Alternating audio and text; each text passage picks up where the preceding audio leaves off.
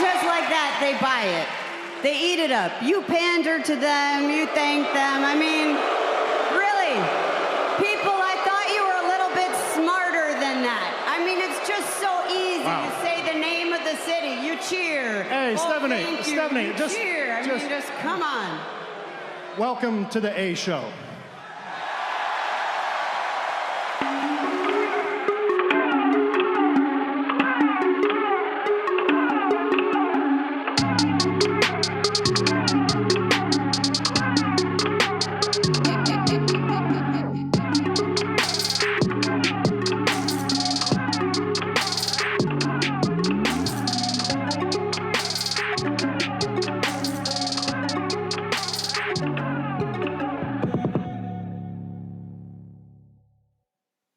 What's going on, everybody, and welcome back to the A Show with the Kings of Pro Wrestling Podcast. I am Justin with Meelz. It's the 81st episode. Meelz, what's up, Oos?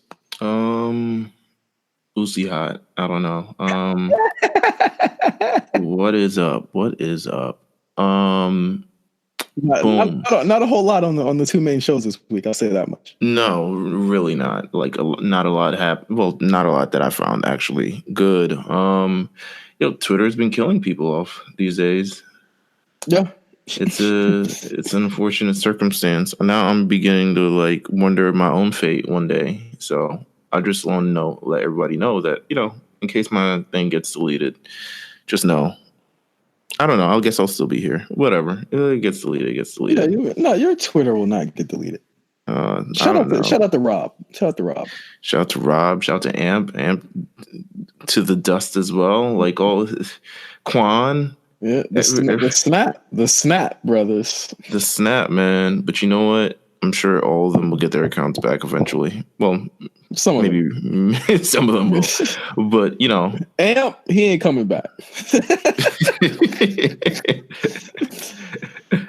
I mean, he's done, baby. I just want to let you know that I wish the best for you, Amp. But yeah, it's looking kind of shaky. But other than that, man, I'm feeling good. I don't know. Are you sure? I'm never sure. I would know when I'm feeling good, but nothing's gone particularly wrong.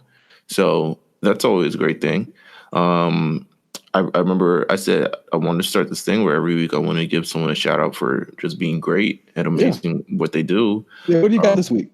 No one submitted anything, so I just had to go out and find people who are doing great things. Luckily, this person came to me. Want to give a shout out to Jeff. Jeff got a promotion at his job. Jeff, my co-host for The Lookout, my RSPN co-host, he got a promotion. He said he's having one of the best top 5 days of his life because the Spurs won some soccer game, which I didn't know there were a team that played soccer. Yeah, I didn't know. He said he's having a great day, man. So you know what? Shout out to Jeff because shout out to Jeff. Sometimes it's very cool. You kind of like lose sight or take for granted days like this, Yeah.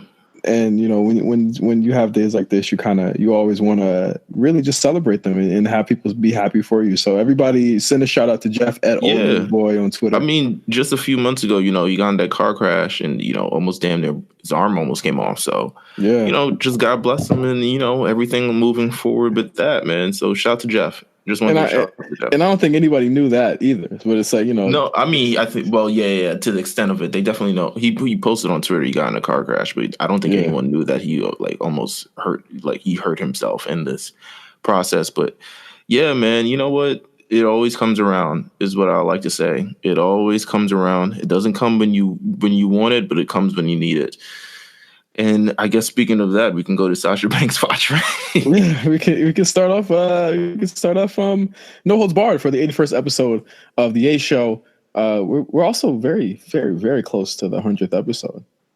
Oh, really? Oh my God, I didn't notice. It was just us doing this for weeks on end. I didn't even notice. Weeks straight. 81 weeks straight. Okay. How could we? How am I doing this again? Literally, I have no idea how I'm built for this again. But yes, 81 weeks straight. Hey, we're masters of the craft. Sasha Banks Watch for this week. This week, very, very light on the Sasha Banks news as the WWE roster gears up to go to the UK for the UK shows next week. Obviously, Sasha Banks did have a post this week that did not look like Belfast. So it does not look like she traveled with them this week. Well, let's see what she's got on the gram this week. 5 days ago, she posted a picture with Eddie Guerrero, very on brand. And not much else, quite frankly. I mean, just today in the news, apparently Becky Lynch called out Sasha Banks again, said, "Hey, it looks like she can't cut it." In that Becky Lynch, she looks like she can't cut it with the man, and she kind of Becky Lynch kind of compared her experiences to Sasha Banks' experiences because also Becky Lynch, previously one-time SmackDown Women's Champion, the first time ever SmackDown Women's Champion. It really took her a very long time to even get back to the place that she's at now. And I talked about. Well, is it not a little different for that for Becky to be saying that? What do you mean? Racially. Well, so it's a little different, right? Well, yeah. So it is a little different, but it's also to the standpoint of like, she was in the, I don't know if Becky was in the same position, but she was definitely in a position where she wasn't even being looked at. Like, I mean, before the whole SummerSlam sort of thing, I don't even think she wasn't even in long-term plans. Like, there was nothing for her. Like, I mean, at least Sasha Banks and Bayley had that tag team going on. Oh, and Sasha was on TV. I'll say that. I will say that Sasha, comparatively at the time or before the time, had it a little better. Yeah, I mean, Becky Lynch was pretty much only used to like put over. I mean, she was in feuds with Riot Squad. She was pretty much like the third person on every 6-person tag team match. So it's kind of like it's that sort of experiences where she can see herself in that position. It's like, I think she's comparing it because she's like, I know how it feels to really want it. Yeah. And be ignored for so long. But I think with Becky, the stars truly aligned with everything that kind of happened on. And it's sometimes the thing is, but when the stars align, like the stars have at least got to be there. You know what I'm saying? Like, right. You got to be present. You got to be there. You got to be in it to win it. And unfortunately, if you're not in it, then you have really no chance of winning it. Like, you can't really, the CM Punk quote is always, you can't make history from your couch. Yeah. And I mean, at the end of the day, like the fact that she's not on the UK tour is very telling. I wouldn't go either. I already missed a month. Why am I going on that 2-week tour? That 2-week hell tour? Like, yeah, it's the Post-Mania UK Hell Tour, which last year like ran right into Saudi Arabia. So at least they do get a while. Yeah, they're doing their schedule is a little bit weird. I think they pushed it back 1 week, but yeah, it definitely ran into Saudi Arabia. Luckily that doesn't happen this year. But Sasha was also on Instagram heavy, as Meelz has already pointed out. She left a comment on Tessa Blanchard, who was with Impact Wrestling, left a comment on her Instagram saying, let's wrestle. That's it. That sent everyone into a frenzy. Obviously Tessa Blanchard, one of I mean, a lot of people thought she would be a shoo-in to be in the WWE after the first Mae Young Classic. But since then she's kind of made her name everywhere else. It's being said, honestly, I do think that she is leaving Impact very soon. She is also on the Access TV Women's Wrestling show. Have you seen that? No, I haven't. She's on that show as well. So I mean, all signs are pointing to her either going to AEW or WWE in the immediate near future. So I mean, you could read that Sasha Banks statement or comment two ways: whether Tessa might be going to WWE finally, or she will be joining her somewhere. So not much there. Again, Sasha Banks watched this week. Very, very light on news, but very high on speculation. In terms of that sort of comment and things like that, I think she's playing. I think it's along the similar lines of kind of like WWE superstars kind of taking their own ownership and kind of doing what they want. I mean, it's her social media; she can do what they want, and I think it plays a lot into the Lio Rush conversation as well. I think we're just like in major sports with like the NBA and things. I think a lot of athletes are really taking things into their own hands, and I feel like, we could be seeing something like that sort of bubbling or rising in the WWE, given all the, sort of the unrest. I mean, it's general unrest. General unrest, general unhappiness, general turmoil. I mean, a lot of people have been very outspoken on social media about their position in WWE. I mean, we've seen Naomi do it. We've seen Rusev and Lana. We've seen, Luke Harper. We've seen everyone kind of, post how they necessarily feel about their position. And it's not really, there was a rumor that WWE asked for everyone's passwords, and then it kind of got like really knocked out pretty quickly. Not true. Also not legally. Yeah, that would be weird. Yeah, it's just not true. Yeah, that would be so messed up. But yeah, I mean, I think as this continues to go on and as the year continues to go on, it becomes a conversation every week about who's the next person who's feeling the type of way. And I think Sasha Banks is one that's just like, yo, it's kind of a big effort. Like, really, like, it's like, all right, they're either going to do it or we're not going to do it. Like, it doesn't even matter. All right. From Sasha Banks Watch all the way down to, listen, this next news item is something that's resurfaced again. Now with a huge Reddit post to go along with it. Lars Sullivan, his tweets, or not even his tweets, his posts. This is how old they are. But his posts on a bodybuilding website have resurfaced, and they've added more of them this time around. There are all sorts of things in this shit. Oh, there's context to it now? Yeah, there's him shitting on Susan G. Komen, him shitting on AJ Styles, him shitting on Daniel Bryan, him shitting on black people, obviously, Mexicans, Saudi Arabia, saying that there are shits that he's taking that's more important than Saudi Arabia. A lot of stuff came out of that. And I tweeted this earlier, like, the fact that Lars Sullivan is on TV still is incredible. Like, when Hulk Hogan, when they even found out that they did that, he was fired immediately. Right. Like, when they found out within the people hour. were Nazis, when they found out people were Nazis, when they found out people said all types of inflammatory comments, people were reprimanded immediately. Absolutely. It is, say what you will about them. I know Hogan is back. They're very swift when it comes to stuff like this. Like, it's usually immediate when they make a choice like this. I'm confused as to why Lars Sullivan is still on TV in prominent roles, like literally coming out and facing not top stars, but mid-card talent, squashing them while this stuff is going on. Squashing people in the Lucha Underground. I mean, not Lucha Underground, the Lucha House Party, squashing minorities, all these other type of different things. It seems very, very kind of tone deaf by the WWE. At least, I mean, in terms of these things are coming to light, people kind of see what it is. It was rumored or speculated that these type of posts were kind of the reasons why that led to his kind of anxiety, which led to his, delay in sort of his debut. But, it's, to me, his Lars Sullivan thing. I would like to say also he blocked me on Twitter. So he did block me. Yeah. I mean, so, it's on site now. Everyone today pretty much said something about it. Wale said something about it. A lot of people, just even that I didn't even expect to be saying something about the Lars Sullivan issue, spoke out about it. But more surprisingly, Big E of the New Day spoke out about it. Did you see what he's had time. He's a torn meniscus. He's got time to tweet. He's got time to share. He's got time to send the police from my house. He's got that's Lars Sullivan. That's Lars Sullivan coming to get you. But Big E's got time. I did see what he said. I mean, let the people know what he's been talking about on Twitter. Big E's been pretty much sending shade at the writers for WWE. All types of things that he's been talking about, just being an online troll pretty much. I mean, he's talked about Barry on HBO, shout out to Pat in the cable box.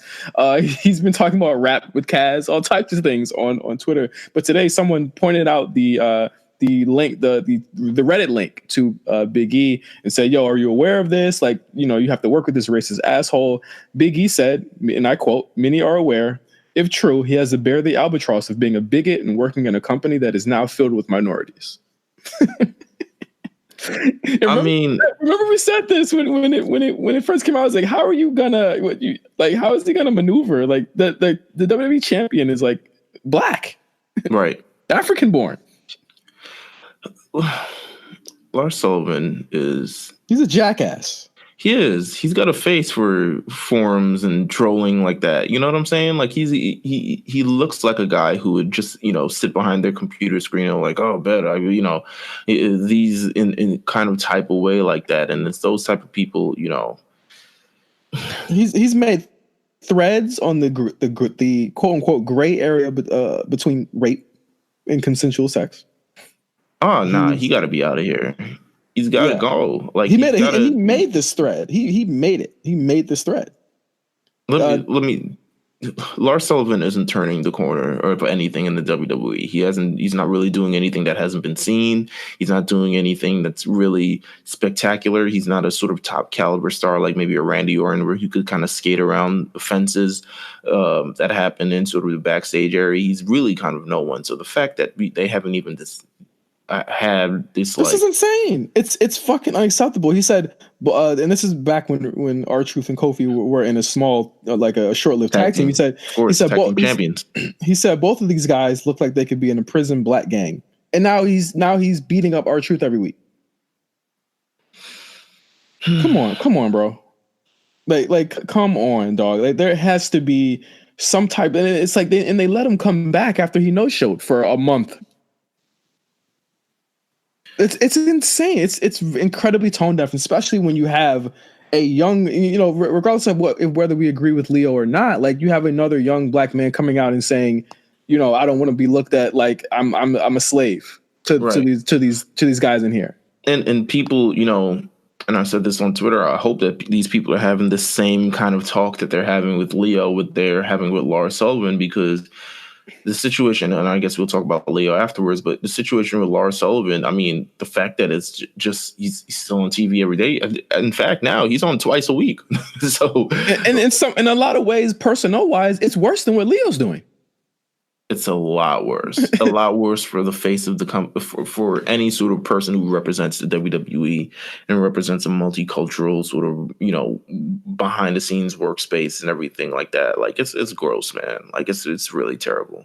Now, if tomorrow he gets let go, all is forgiven. But I know someone tweeted me today and was like, well, look at what company he works for. And I was like, yeah, the same company that, again, I know he's back now, but the same company that shit canned Hogan within an hour of that video coming out. Come on, like they have to make a move on this. Like, it's blowing up. It is a conversation that is, if it starts hitting the right newswire, they're gonna have to comment on it. Oh yeah. 100%. And I think they're trying to, as long as they're hoping it goes away right now. That's what they're doing. As long as it doesn't hit like Sports Illustrated or, I wouldn't know if it hit Sports Illustrated. They seem to have them a relationship with them. But as long as it doesn't hit sort of any major news publications, it probably is going to be like something that's swept under the rug. But it is something that should be at least addressed. I mean, this is a man who's, we've seen everything. There's proof that it's him. There's pictures of him on the site. Yeah, I mean, it's really sad. It's really gross, and it's really like calling AJ small and old is hilarious as well. He wasn't just pointing out like minorities. He was literally going at everybody and gays, all types of it was just like, what is this? I don't agree. A shitty person, bro. Shitty person. Let's get Lars out of here in 2019. Fuck Lars Sullivan. Lio Rush. This week he talked about how. Now I think this was actually in the interview he had with Sean Sapp. Yeah. He said that he couldn't sustain under the WWE pay. This kind of raised the attention of a lot of people on the internet and a lot of journalists as well. Someone actually got the information about his contract or lack thereof that he accepted, that he was offered a $300K per year salary, and he turned it down. I think this entire, so first of all, just also, before you first of all, why are we in this man's pocket? Well, it's literally, he's the reason why everyone's in his pockets. Yeah. But I don't like, remember? But that's my thing. It's like, why are we in this man's pockets? Two, y'all know, like, I just feel like now that it's been stretched out so long, he was jugging everybody last week. Mm-hmm. because when we're gonna talk about it in a second, like, is when like Mark Henry and Booker T and all these people come out and talk about it, it's like, yeah, now that makes sense. And to me, it took it out the realm of, and I, again, got to be real here. A lot of these journalists, these white journalists, talking about this situation, nah, brother. Nah. What can I say about this? So in terms of this entire situation, I thought it was very wild that he did the interview in the first place, because this doesn't seem like it's an interview that would be approved by the WWE, and definitely wasn't. And it, by all means, in all aspects, in all different type of, especially the Fightful. By God, no offense to Fightful, but like, yo, they're not approving for people who go out and rumors and all of that. They're definitely not approving any interviews for that. But he went out his way to do it on his own. And he really talked about his entire situation with the WWE publicly, which, and just in terms of pay and a lot of different things. And I don't know what he was expecting to come from that, or maybe he just wanted to speak his truth, or maybe he just felt like he was being vilified in a certain. I know he wanted sympathy.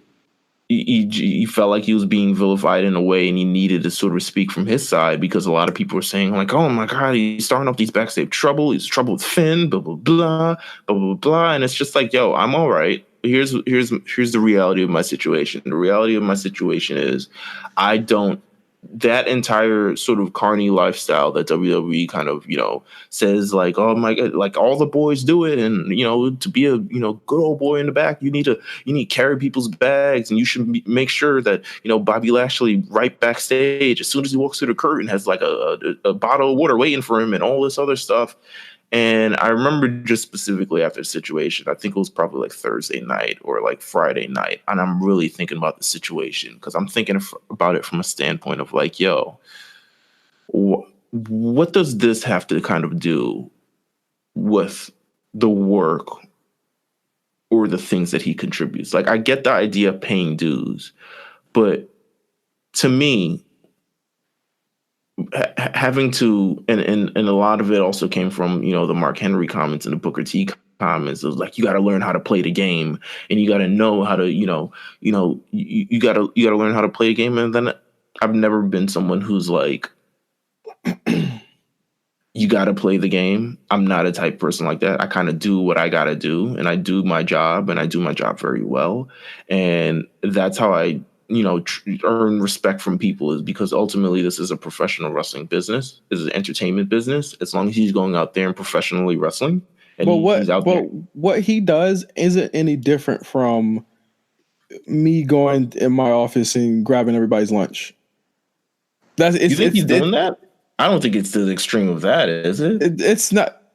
It's equivalent. I'm saying it's equivalent. It's like everyone does something for the better of the community. I'm not saying that I could do the carny lifestyle. Absolutely not. But people expecting that their lifestyle is going to reflect upon a regular office or workplace. It's just not. It's just not how it works. Mm-hmm. And it's like at every level, especially like from where I'm at right now, even at a corporate level, you have to play the game. There's a bunch of red tape that goes with that. It sucks. Of course it sucks. But the only people that do make it are the people that work around the red tape or figure out a way to work within that boundary. I'm not saying what Leo's doing is like the optics of it, yes, are bad. But also when you think about the optics of it being bad, you think about the fact that, white people are doing it too. Mm-hmm. And then you think about Chris Jericho saying, hey, yeah, I've never made anyone do that for me. It's like a lot of these people are back there not saying, a lot of people back there aren't going to speak up about it, not going to say anything about it or be candid about it. But I think that Leo's position and what he's doing right now, it's to me 50-50. 50 of it is like, okay, that shit, I feel you. The other 50 is like, but everyone does it. It's like there's no difference here. With like, to me, I almost feel like they're picking on them, or they're purposely doing this. And it's like, yo, if they offered you $300K and you knew that you had to pay your travel and shit like that, like, I don't think Mark Henry's wilding and saying, yo, how are you spending your money, player? Right. $300K over 5-6 years, a year is enough. I mean, it's enough for us. We're kids. Yeah, I mean, it's enough for. He's got kids. That over 5 years is over $1 million, right? Of course, yeah. I mean, but we're looking at it from the standpoint of like how many times. I mean, all these people have been paid, a certain amount of money signing WWE contracts. How many times? And also, how much money did he think he was getting off Bobby Lashley's shirts? Well, all right. So here's the thing, though. But it's also like things that he's also helped promoted and things that he's also helped created. As much as it is the Bobby Lashley shirt, it doesn't go anywhere without Lio Rush, the one screaming the almighty Bobby Lashley. Because Bobby Lashley isn't the one screaming it; he's just wearing the shirt. Okay, so when it comes to that, does he then also say, okay, I should be getting a bigger cut of a shirt that probably doesn't sell that well anyway? I think he has a sort of mindset. So if they give him a cut and at the end of the quarter, when they give him his merch money, that ends up being $500. Was that worth the fight? I mean, yeah, if you can start promoting much more merch, I mean, you get what you can. It's less about like, the sort of dollar amount is more of the principle of the entire situation. It's like, if you're helping promote this entire thing, it's like, why am I not seeing anything from it? And then from those sort of situations, it brings up the situations like now you're just going to let them do it to you. Like so many people have gotten their sort of, their sort of. So many people I feel like have stayed quiet about the things that have happened to WWE. And this is why I'm not fully against the sort of things that Lio Rush is doing, because I do feel like, in a sense, it's like he's just speaking his truth ultimately. And while it is hindering him and while it will hurt him and there's things like that, but it takes people to sort of speak their truth or speak about sort of things that are going wrong or things that may not be right for things to actually be changed in the WWE. Like you can't really. I don't think at the level that he's at that's gonna. It's gonna but it may not be him, but at least start the conversation. Like legitimately, like there's a comment by Velveteen Dream shortly after defending his friend because they're friends. I mean, they're guys who. When Patrick Velveteen Dream was wrestling on the Independents, he was a tag team champions with Lio Rush. He was talking about it's sort of this entire situation. I'm trying to find his direct comments. I legitimately had it. I didn't know that. I didn't look at that as defense of Lio. You sure? I looked at it as the opposite. What do you mean? That why are we? What did he delete the tweet? Yeah, he did delete the tweet. He deletes the tweet all the time. I'm trying to find it, but he deletes everything all the time. Okay, so hold on. It was on Twitter. Let me pull it up right now. So he essentially said, boom, boom, boom. Where the hell is it? Damn, this man deletes his tweets. Here we are. Yep. This quote unquote business is an entertainment company, a publicly traded multi-billion-dollar grossing entertainment company, 3-lettered satirical sport. Understand each of us have made a choice to sacrifice for our health and personal gains. Outside of that, stop taking yourself so serious. It's not the carnival anymore. Business is changing. It's not the carnival. I mean, I don't think shrouded in mystery. You don't think it's in defense of Lio? You don't think I actually don't know. It's how is that? So shrouded. I don't think it's a. I would say the line that struck me the most is stop taking yourself so serious. It's not the carnival anymore. That means it's not what it was before. This isn't what this is a business. This is an entertainment company. We are all professionals here. There should be none of the carnival things that we've been talking about on the podcast itself. Why the carnival, that carny mentality still exists. Ultimately, there are people. My hang up with the Lio shit was that. My hang up with the Lio shit was I always felt as though he should have been getting paid to wrestle, and he should have been getting paid more when he was in the main roster. And he tried to say that he wasn't. And when the $300K a year thing came out, what were we to think of that? But it's still, so I don't know his entire breakdown of the $300K, but I know it's yearly. I know, but still, at some point, it's like if you're paying for travel, if you're paying for all these different type of things, you got to be at some point, you got to be frugal with it. But then he also has kids. And then he also has, a wife and a family to take care of and a mortgage and all these other different things that come into account. And if he's not wrestling, once again, if he's not wrestling on these shows, he's not getting paid to wrestle. He's pretty much getting appearance as a talent. These are things that factor into the sort of money that he gets. Like, he's not making the same money as everybody else, and that may be his problem. A lot of this stems from the fact that he wasn't wrestling, and that seemed to be like the first major issue, is that he wanted to wrestle. Yeah, and even if he was wrestling, it would have been. I would have loved it to be Raw. Like, listen, there's nothing wrong with. I'm not against Lio as a performer at all, but it's of course not. What was his real ceiling? He wasn't like a Becky Lynch or a. I mean, Roman, or it's like where were we? I just think it's kind of. It just feel like a joke. It feel like a joke to me if he left that out, and he left that out in everything. I mean, whether it's the profile of the talent or not, a lot of these people who are speaking out, or at least have these problems or issues within the WWE, aren't as a large profile. I mean, probably the largest one right now is Sasha Banks. But they're not talking about money. They issue not money. Right. I mean, that's part of his grievances as well. But, it's a lot of just positioning, things, people not being used. His is about money. He about the money. He's Lio Rush, man of the hour, Rolexes, all this other stupid shit. But he's about that. But a lot of these people who have these problems with it aren't the people at top. And a lot of these people don't feel any type of way of leaving their things and going to another thing, because quite honestly, they could probably end up getting either paid the same or even more working somewhere else. So it's like, why even, if Lio think he getting $1 million a year at AEW, ooh. I mean, I don't think he's going to get $1 million a year, but I don't. Once again, I don't double. You want to double that 300. I mean, I want more money than I have now. So yeah, I mean, I don't blame him. Try to get it as you want, but again, you have to sort of negotiate this entire thing, and WWE kind of stamps a worth on you. And if you feel like your worth is larger, then you kind of take it somewhere else. Like, you feel like you're worth more, or you feel like you're something, and you just like, I can't really negotiate on that. Then you take it somewhere else. I mean, he's been signed for pretty much close to 3 years, 2.5 years, 3 years now. He can probably decide, okay, maybe I should take my talent somewhere else. And I think that's what he's essentially feels like he's doing right now. He hasn't been featured on any of the shows. I think they're going to move Lio. I think he's too much of a liability on the main roster. I think they're going to bury him somewhere. On the NXT UK? Like, where does he? If they put him on NXT UK, they green as fuck.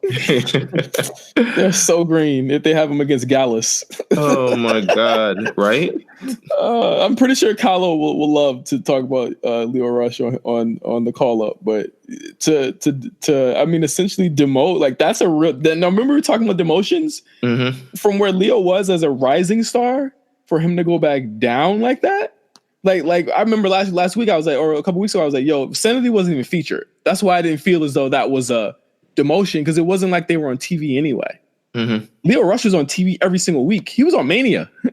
Right. Like, for him to go back down, like Tyler Breeze and all these people, they weren't close to where Lio Rush was.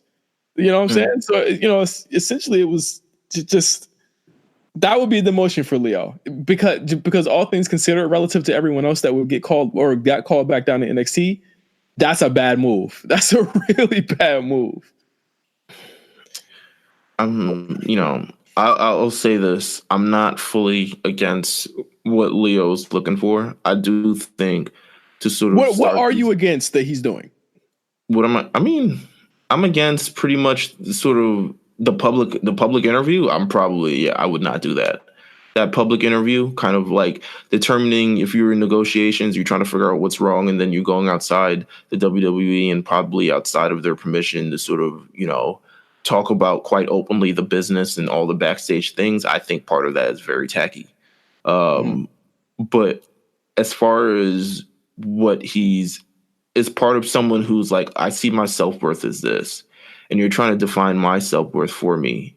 And I understand you do that because as a person, I'm just a commodity to you. I'm just a person. I'm this much to you. But to me, I deserve more, and I want more, and I want to go outside and do all these other ventures, and I want to compete in all this. So here's at least what I want. And if the two sides don't come to agreement and, a disagreement, then just go their separate ways. I completely understand it. Like it's a self-worth thing. And I think, self-worth gets lost a lot in the WWE when a lot of money is kind of thrown at you. And it's like, you should be grateful for all this type of things, but you kind of lose yourself ultimately. And then at the end, when you're excommunicated, you got nothing left. Yeah, so I don't think the best move for him is to go back to the Indies. I don't know what the best move for him is. I think him getting let go, it would be. But it may be, you never know. It may be, you never know. It legit. I mean, with the way the Indies are, they could probably use him, but I don't think that they would give him. I mean, Joey Janela's spring break is not his right. His kudo. You know what I'm saying? That's not his. I understand, but you never. I mean, you never know. I understand, but you never know. Like I feel like you never know in these type of situations. But yeah. I mean, Lio Rush conversation part 2, man. Yeah, and I feel like there will be a part 3 and maybe a part 4, but yeah. We get so long for him about this because we really like the guy. I really love the guy in ring. I love his character. So this is why we go so hard on the Lio Rush conversation. Yeah, I care about Lio Rush. I feel like he's I wish the best for him. That's all. Alexa Bliss and Buddy Murphy. Oh, I turned my Alexa on again. Look at this. Oh wow. Yeah, they're split. They've been split for about a year. I know a lot of our friends are currently petitioning her to come to the RNC house in Tampa. Let's go. Oh, what? Y'all green. I don't know what to say on that. But with that pig, get out of here. Come on. To be honest with you, I don't know how long I would have stuck around with that pig. But I would have ate that pig, bro. Oh my gosh.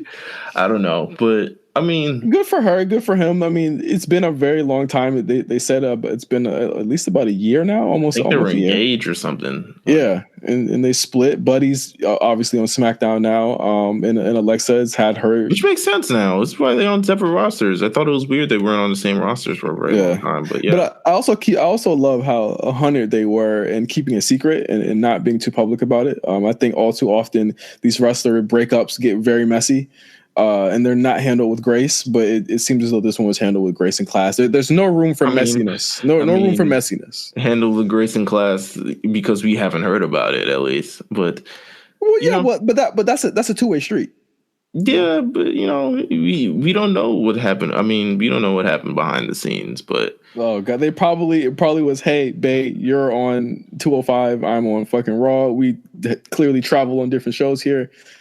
There it is. Man was cruiserweight champion and must be feeling himself. You know what I'm saying? He's like, yo. Now you're making it messy. Yo, I'm out here. I don't know if you noticed, but I'm out here. I'm Buddy Murphy. Yeah, out here with Tozawa getting hoes. Hey, imagine getting girls with Akira Tozawa. You know what? Shout out to Akira Tozawa. And he's trying to get a girl. He's like, All right. Shout out to Akira Tozawa. You want to touch on these Raw and SmackDown live ratings? It's been like a big point of contention. I don't like rating talk a lot. I don't like rating talk either because I can tell you, ratings is what it is. It's a number. I can tell you. I'm much rather interested in what WWE does in response to ratings or viewership down. But in terms of actual talking, Raw was down below 2 million or SmackDown was down below 2 million. Well, so what? It goes up, it goes down, it does what it does. We can talk about the response to the low viewership and what happened on Monday night and Tuesday night. That is just... wow. Yeah. Let's get into it. I think because this kind of frames a lot of these two shows this week, which were very weird shows. Both of them were very, very weird shows on Monday night. We were introduced to the Wildcard Rule on Raw and SmackDown, where essentially, 4 superstars from either Raw or SmackDown could appear on either show. So it don't even sound right, man. Here is if this is an idea that it can't even be like, you can't even explain it. Like, you gotta like. They had to have an article after the show came on to explain it. You're right. So if it's something that requires longer than a sentence to explain, then it's not right. And you know what? WWE have had, and we're talking about the sort of the viewership and the ratings thing. Yes, the ratings have been down. WWE has had tons of reactions over the last years. I mean, since the Attitude Era, ratings have been falling and themselves have been responding to it. A lot of it is usually Vince McMahon coming out and doing something crazy, like, killing himself or giving away $1 million weekly or something like that. Some of it is like, Triple H coming back or the Authority or something along those lines. To me, or even guest host, like celebrity guest host. I would have rather that than this. I think that the wild card thing makes things less special. Like, what are we going to do for Survivor Series if this has been going on this long? Yeah, I mean, Survivor Series is not special anymore. It makes a lot of things not special. It makes the WWE Championship not as exclusive. Which was defended twice this week. I mean, defended successfully. Just add that in. Shut your ass up. Okay. So let me explain this real quick. So, yes. According to WWE themselves, talk about it. A limited number of superstars from Raw or SmackDown will be invited to cross brand lines for one night only appearances with unauthorized jumps to be penalized by fines or even potential firing. That's it. That's the rule. It doesn't say a number, right? It doesn't say a number. It just says. Doesn't say how they're allowed to. Doesn't say if they ask. They're just allowed to show up. That's it. So, what do you think the reasoning for this is backstage? Like, what is the reason for this in terms of business or television or things like that? What do you think that reason is? It has to be ratings. It has to be for NBC Universal or to appease NBC Universal or Fox or both at the same time to get these ratings up. I mean, I think it's pretty obvious that the first night that you do it, you put Roman Reigns on Raw again after he just left. You put Roman Reigns, Daniel Bryan, and WWE champion Kofi Kingston, all of the three top guys on SmackDown. On one show, and racist Lars Sullivan. Yeah, just I feel like, so here's the thing. It definitely dilutes the star power of a lot of guys that we see. Mm-hmm. That's the first problem. The second, it doesn't make sense. It doesn't make sense to have the superstar shakeup literally 2 weeks ago. Now, there are talents that are exempt. So obviously, as long as Becky Lynch has the 2 belts, she can be on both shows, which we've already been, I was cool with. I was cool with that. I was fine with letting that pass. And also the women's tag team champions. She has 2 belts. Yeah, and the women's tag team champions also not that crazy about, but fine with letting that pass because it kind of makes sense. You don't have enough of a tag team roster on one show to warrant 2 different type of tag belts. I understand that. And so next week when Roman doesn't show up, who are the 4? So we're always going to be guessing if there's 4 people. I feel like Roman's always showing up. Here's my other thing. What if there is one positive about it? That is if a Buddy Murphy or a Cedric Alexander or a Cesaro jump to one of the shows to have a little 15-minute TV match. But that's also my main issue with this is the fact that now you have these. I think it works better. I think it works better for SmackDown to Raw. How about that? I don't think it works. But I don't think it works better for anybody. For a Buddy Murphy, who's probably not going to get a lot of TV time, I'd say so. Buddy Murphy ain't jumping no damn show, man. Buddy Murphy ain't drawing no audience. Buddy Murphy's not doing anything. No offense to Buddy Murphy, but he's just not.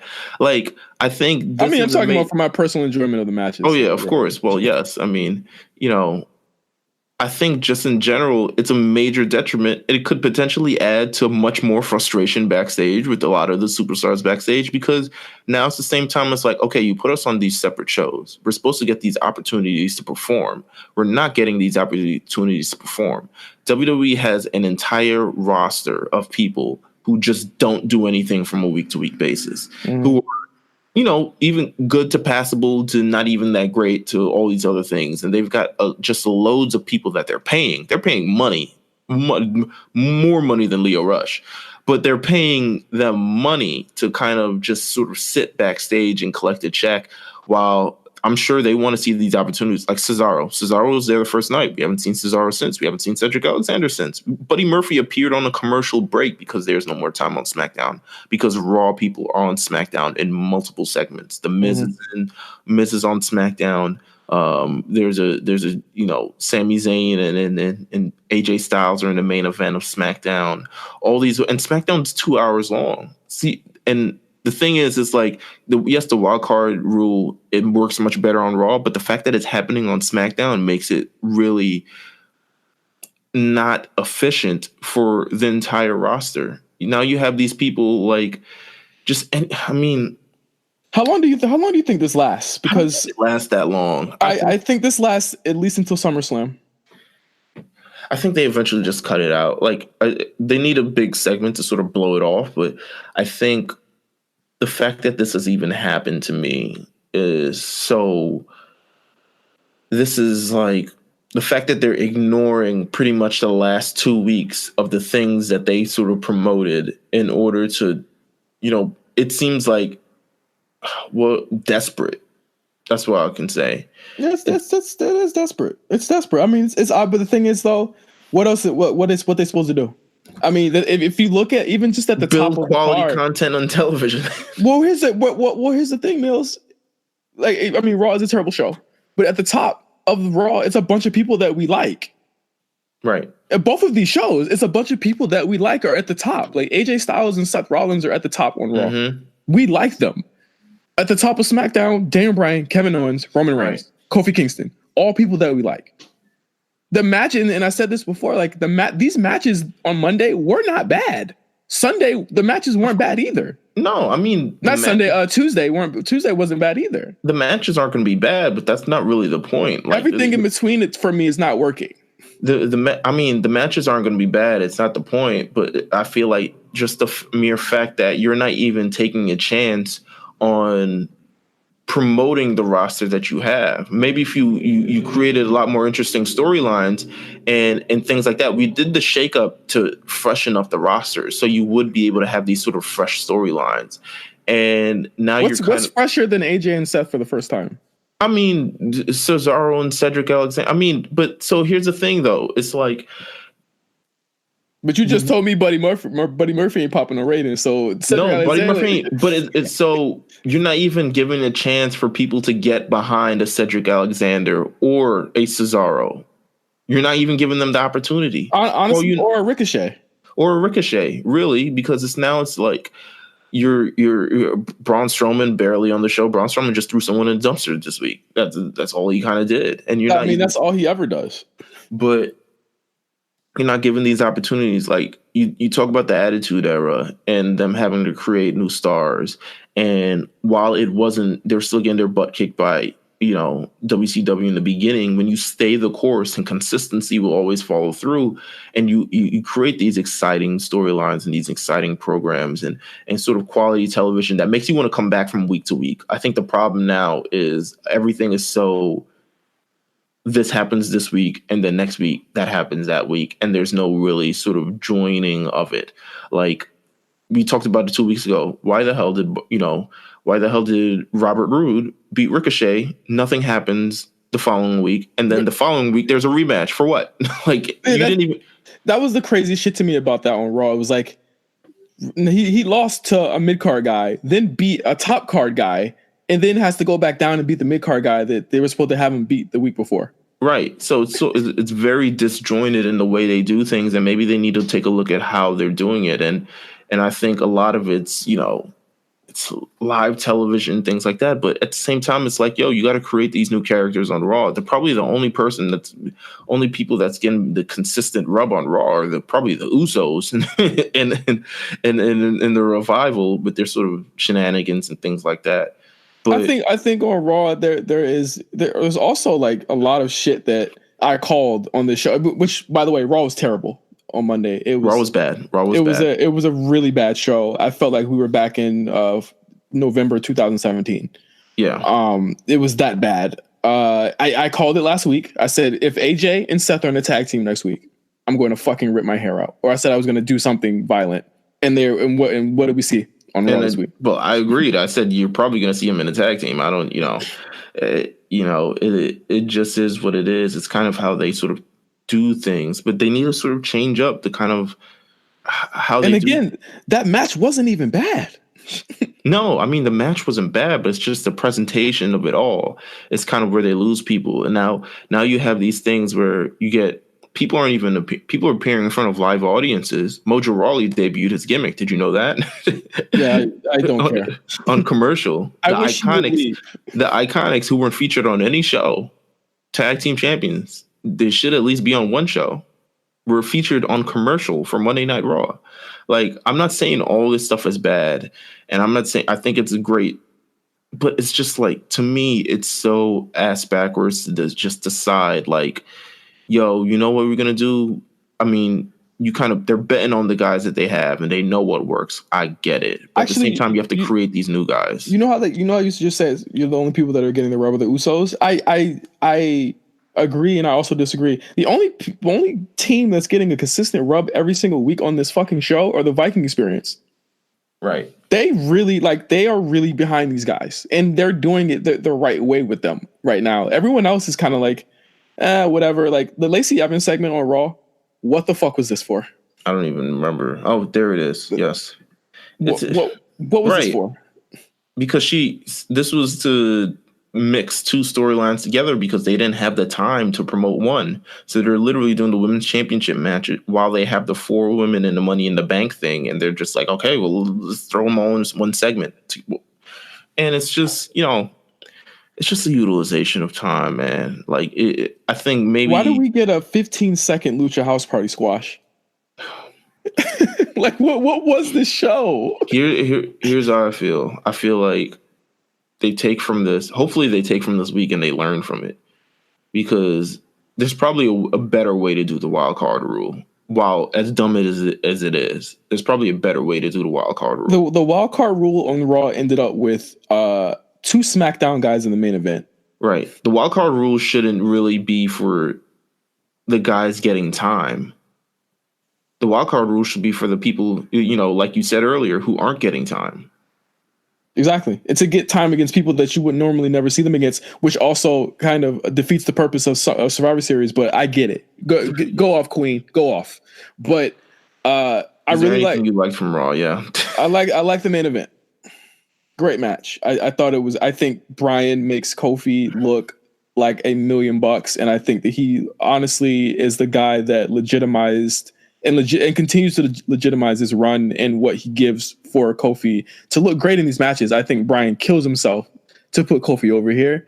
And I really like the match. I didn't like it better than the Mania match, obviously, but it was a good main event for Monday Night Raw. Yeah, it was really good. I think that was really one of the only shining spots of Raw. It's like, okay, we get a WWE Championship match, even though it should be a Universal Championship match. But it's we get a WWE Championship live on the show. I thought Roman and Drew started off really, really good until they did the fucking DQ finish with Shane and then Elias. More SmackDown people coming onto the show. Like, come on, bro. Like, this show really tested me a lot. There was a Bray Wyatt segment that I thought was cool. Apparently next week he will be revealing, I'm guessing, when he'll debut again or what his deal is. So there will be something coming up with that next week. But on the whole, as an introduction to the Wildcard Rule, Raw completely stunk. It did not. It was a completely desperate and terrible show on Monday. I did think that SmackDown did the wild card thing a little bit better on Tuesday, though. Yeah, I think, still bad, but still bad. I'm still confused by all of it. I'm still legitimately the only thing I was pretty much approving of is the Usos being on both shows because SmackDown's tag team roster stinks bad. It's so smelly. But in terms of just kind of setting up for the main event, I mean, you took a look at what happened there, and he's like, "Damn, do these guys belong on SmackDown?" Like, yeah, exactly. You look at the Sami Zayn and AJ Styles, and he's like, "Are these guys better off on SmackDown?" It looks like they feel better off on SmackDown. The opening segment with Sami Zayn and AJ Styles and Kofi Kingston end up leading to a triple threat match, which I thought was really good as well. Great television. I mean, it's great television. To me, it's reminiscent of that Attitude Era where it's like, okay, WWE Championship is on the line tonight. You said you were defending champion. Here you are. AJ does the multi-man match very well. I thought he was out like the last 3 minutes. But I think when it was time, like the big spots, yeah. Yeah, I forget what knocked him out, but it ended up being just, Sami Zayn versus Kofi Kingston for a while. I really thought they was going to break down into a tag team match. I swear to God. Oh, God, I would have hated it. I did no Finn on the show. I thought he would have fit in that Ali, Andrade, Randy Orton. Finn is already in Ireland. They already shipped him to Ireland. Oh, he was already gone. Yeah. They did a little video thing. It was like, hey, I'm in Ireland and I'm in WWE tour and da da da. Okay. So they did one of those. Buddy Murphy was on a commercial break, so there's your Buddy Murphy debut. There's his debut. We also got new tag team champions on SmackDown. Shane McMahon came out and pretty much just gave it to Daniel Bryan and Rowan. Kind of a lot of people. I saw someone say that this is probably a demotion for Daniel Bryan, but I was like, no, I think this is for the tag team division that sorely needs someone with credibility in it. I think we both can be happy now, right? Like we both I get what I like, you get what you like. We both are kind of can be happy now, and we can start. I'm happy. Daniel Bryan and Kofi Kingston war.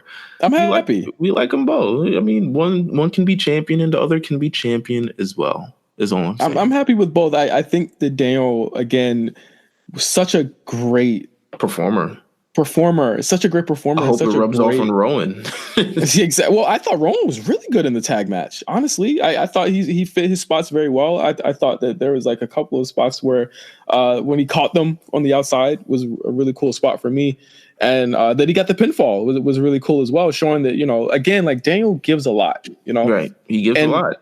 And for him to I don't think of this as a demotion, because if you think about it, in the past years, the SmackDown Tag Champions are pretty much the ones that do a lot of the workhorse stuff and carry the shows to really great matches. I mean, look at the Usos and the New Day for as much as they had those titles. I don't look at it as a demotion. I think that a lot of people can come up, and you've already seen Heavy Machinery looking at that. And I think that if Daniel Bryan and Heavy Machinery have to do promos, please, God, save me. I cannot wait.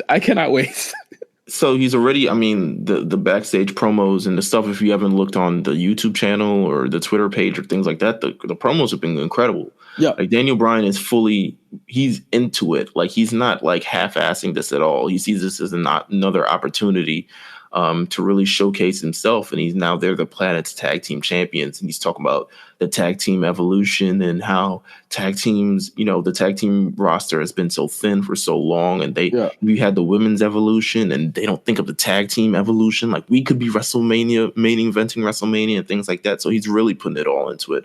Very happy with it. They also broke the Wildcard Rule because of Miz obviously showing up on the show. So that's 5. So is the Miz going to get fined? I guess he would, right? Miz showed up. Well, who's authorized and who was not authorized? I have no idea. It doesn't. So it doesn't have actual rules or anything. Like it just says a limited amount. It seems like they're trying to cover themselves. But it's just weird, man. Like this Wildcard Rule. Weird. Also, another thing that happened. Bailey and Charlotte and Becky. No, neither of them none of them on the show. Rather, they actually changed the match where Bailey will be teaming with Carmella. Bailey was supposed to be in that match. I was like, what the hell? It was Bailey, Carmella, and Ember Moon was supposed to go against Charlotte, Mandy Rose, and Sonya Deville. They basically wrote them both off with a sentence each, and basically said Bailey's not she's not performing tonight. Bailey wasn't trying to take that pinfall again. Oof. But why would you have Ember? Whatever. Because that's all I would say is because. Next week we're getting Asuka and Kairi Sane versus Mandy and Sonya. I imagine that this is more build to a tag match that will be announced at Money in the Bank. No, they're in the Money in the Bank match. Mandy Rose, she's in the Money in the Bank match. So they're definitely the tag team champions. It's probably going to be just further build up for the tag team champions type of deal. Where do you think they're going with the Aleister Black stuff? I have no idea. I don't hate it. I do like reintroducing him. I do like this seemingly heel thing that he's doing. Mm-hmm. He cuts a hell of a promo. I'll tell you that much. It's good. It's right in his wheelhouse. It's right in his vein. It seems like a lot of his flavor. So I'm interested to see where he strikes. It seems like he's going to strike someone. He's been hinting towards a winner, taking a win away from someone. Yeah, or something along those lines. So I'm anticipated to see how he strikes. But Aleister Black on Smack. I mean, at this point, it don't even matter on SmackDown. Man could just show up on Raw. It don't even matter. Who do you think is his first program? I don't know whose first program is. It really could be. I mean, I assume if you're doing these programs every week, you're building for somebody major. Can't be like Ali. Nah, Ali's got his own problems with Randy Orton and his minorities. His quest to outlaw minorities in his America. Yeah, who knows? I do like it though. I just want to mention, like, I like that they're building to the return of Aleister Black. He should be a spectacle. Right. His entrance is not a every week entrance. He should be a spectacle whenever he comes out. Hey, no Rusev or Nakamura on the show either. How about that? I mean, no Rusev, no Nakamura, no Chad Gable, no everybody who's been sort of drafted to SmackDown. Kind of, they ruined everything. They really did. I really, really did. I mean, they had time for that 5-minute Roman Reigns retrospective. Which was really good. But. It was really good. I was just like, yo, I mean, we went through his entire career. They literally went through his entire career. Like, from the moment he debuted. I mean, FCW. NXT. WWE, winning the Royal Rumble. How do you love that music hit to the somber piano music when they went for the cancer diagnosis part? Oh, you gotta have the somber. You gotta have the somber music. And if your career is not... There's no ups, downs. There's no returns. There's no valleys. You gotta have the somber music. You gotta have the Creed. But did you call it? Did you call it like when it first came when you were like, okay, they're gonna hit the piano music in about 1 minute here? Oh yeah, for sure. Come on, we're kids of the Creed era. The Creed era of my sacrifice. When you are with me. Free. Like we're here with ours. Like we know what's coming. I'm screaming. Oh man, I did like SmackDown a lot. I like SmackDown a little bit better. Yeah, I liked it a little bit better, but not. I think they still need to work out. Like, this is the intro week for the wild card. I get it. We out here. We got to make sure people know that these people on. Yeah. Well, yes. The rule itself is dumb. I can't kite for the rule that's dumb, but I think they're trying to make a statement like, these people are on this show. You can move each show they want. That's why they put the WWE Championship. You know, I was wondering why the Universal Champion didn't get any much play, but I don't think Seth has much reason to be on SmackDown, so they wouldn't have him go there. I think AJ is kind of like a last write off the show. Like, okay, he's really on Raw now doing this here. I think a lot of it is really to Kofi is in a good position because a lot of it is he had something with Bryan that rematch was probably supposed to happen anyway. Mm-hmm. So they got it out the way. You also want to like the thing with Kofi's reign now is that you want to see how long he's going to keep it. And I think that's what they're starting to do with it now. Where it's like, okay, how many times is he going to face the odds and is he going to win? So it's like the possibility that AJ could walk into Money in the Bank with the WWE title is very enticing as far as will the fans believe it? And it's AJ Styles. Right. I think it's a little less dramatic if it's Seth Rollins on that. So I'm cool with Seth not defending it. I'm okay with that. I mean, give my man Kofi his props, man. He defended on both shows. Doing good. Had a great match on both shows. Hey, I'll call a spade a spade. I did like his promo on Tuesday. No pancakes. No pancakes, baby. So that's, when Rob said that's why Rob's gone, to be honest with you. When Rob said, I saw maybe he took a little pancake thing a little bit too far. So maybe he flung a pancake into the upper deck. Maybe he took the pancake things too far, and that's really kind of where things have ended up for him. Legendary post. But yeah, that was Raw and SmackDown, and I believe this is the A show for this week. Now, next week we will have a Money in the Bank run through. prediction show with a special guest. We're not going to announce it here, of course, because of the nature of special guests. But I mean, yes. As always, check us out on the A Show RNC and the A Show Network. We have shows like The Call Up every single week. Shout out to Eric Hollow. He is really one of my favorite shows to listen to every single week. He's such a great voice and it's such a great mind for NXT and NXT UK. I can't think of a better person that could have this, the show. We also have Spot Callers with myself and Cyrus. We just released another episode last week with Joy Janela Spring Break 2. We will have Meelz on this episode coming up. We're going to record that pretty soon, right, Meelz? Yeah, totally. Yeah, for sure. Oh my God. It's going to come down to the wire again. But you can also follow us at RNC Radio Live. We have so many shows. What's going on out there? Rough Riders. Sorry. Is that Meek Mill? It's a little Meek Mill. Jesus Christ. We have a brand new edition of the RNC Radio playlist and also R&B and RNC playlist as well. Updated, locked and loaded on Apple, Spotify, not Tidal. Sorry, Jay. And I mean, we got that. We got the Kate Renata weather playlist that I just dropped that a lot of people seem to be feeling. I'm feeling it too. Like yo, Meelz, your like summertime warmth got me in my feelings. This Kate Renata got me kind of jigging. I think I'm growing up. All right, well, about time. We got that. We got, of course, RSPN every Friday. You can check that out. You can check out also The Perfect Play with Huey. He dropped an episode about something in the water, covering that and what it did for Virginia and how powerful it was for his longest episode yet, I think. As it should be. You better be proud of that, young man. And late fees, Matrix. Talk about going up. The Matrix episode doing very, very well. Shout out to Esther Rosenfeld, our special guest for that episode. We are currently in the midst of our second Keanu Reeves show. We're going to be recording that very soon, so check that out next week. It's going to be Bill and Ted's Bogus Adventure. Ooh, okay. Turn that up. All right. And John Wick 2. And we're supposed to, we got plenty of other shows. I mean, I think we're supposed to get a new episode of RAOP Gaming soon, one day, maybe when we wish Ant back. Yeah, we gotta wish Ant back with the Dragon Balls, but shout out to the Lookout as well. The Lookout will return later this month. Drop that Instagram. Fuck all that. Oh yeah. Follow the Lookout on Instagram at thelookout.db on Instagram. Make sure you follow that. Trust me, all the news about the Lookout and just fun stuff that we're gonna do is on that Instagram. So make sure you tune into that. Lookout will be returning later this month. An actual date will be announced probably in the next couple days or so. So make sure you stay tuned. And yeah, I mean, that is everything RNC Radio.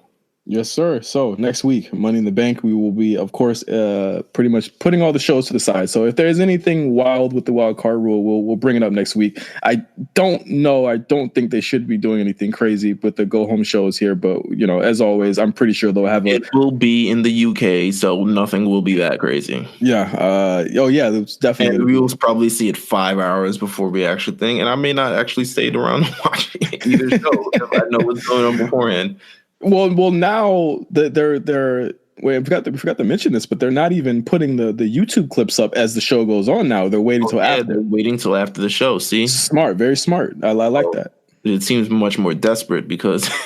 No, I don't think it's desperate. I think it's something that they did. That was a service. That was a service to us as fans so we wouldn't have to, watch the show if we're on the go or something like that. So I would say that was like a service to us. But however, I don't think that we should look like the word desperate is crazy to me as far as that goes. Like, I think desperate is trotting out Hulk Hogan out there to cut a 15-minute promo to pop a rating. They're not doing that. Yes, maybe they haven't reached the point of desperacy yet, but I mean, they're dangerously approaching to me. No, I think adapting is something that all companies do. Adapting? Wow. ESPN. What are you? No, it's not even a show. It's like this is stuff that I've seen. Like, listen, I work in digital marketing. So it's like I see companies do this all the time. It's called restructuring. It's like they will never say that's a failure because they're trying something new. I think ESPN does this with First Take. VH1 does it with their shows. A lot of people do release the clips after. Ellen does it for her shows. Like she'll release it 30 to 40 minutes I after. thought we were talking about the Wildcard Rule. Oh no, I mean like the YouTube clip stuff. The YouTube, because I saw people saying that was desperate too. Nah, I wouldn't say it's desperate. I'll just say, yeah, now you have to wait till after Raw. I lived in a childhood where I didn't watch all the pay-per-views, and I had to go to WWE.com the following morning to figure out what the hell happened. And that was a longer wait. That was like a 6 to 8 hour wait for them to get those stories up. That was crazy wait. So it's like I had to find out. You know how long it took me to find out that the WWE beat WCW at Survivor Series and that the WWE had won? It took me forever. So I can only imagine little Meelz. And I was really like anxiety. Like I was like, yo, this is the biggest. It's crazy. I'm hearing that it's going on, and it's like I can't even watch it. What am I watching? I think I'm watching The Simpsons or something because it's on basic television. But Jesus Christ, like, and then I see WWF 1. I'm like, oh, thank God. Thank God we don't have to sit through Mortis matches. Fucking not Mortis, Chronic. We don't have to sit through Chronic matches. Chronic. But yeah, until next week for the A Show. For Meelz, I am Justin. Or for is that the right way? I don't know. We're all dead here. Until next time, we'll see you guys next week for our Money in the Bank prediction episode. Peace. Our champion is still black, y'all. What's gonna happen when he's not?